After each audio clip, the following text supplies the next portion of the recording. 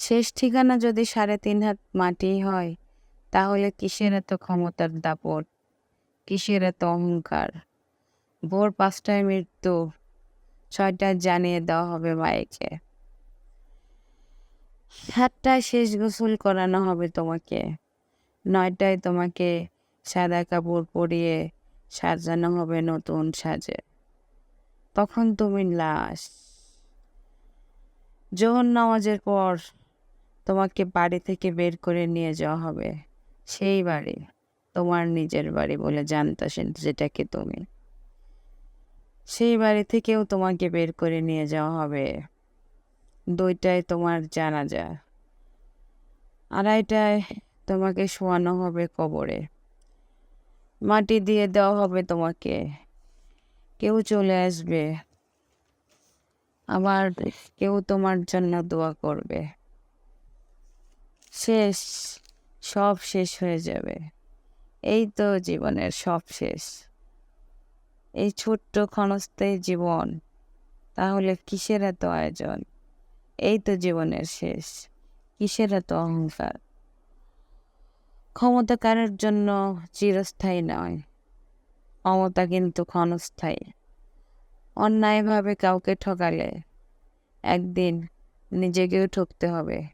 এটাই নিয়ম, এটাই প্রকৃতির খেলা। ভোরে সূর্য উদয়ে পৃথিবী আলোকিত হয়, আবার সন্ধ্যা নামার সাথে সাথে অন্ধকারাচ্ছন্ন হয়ে যায়।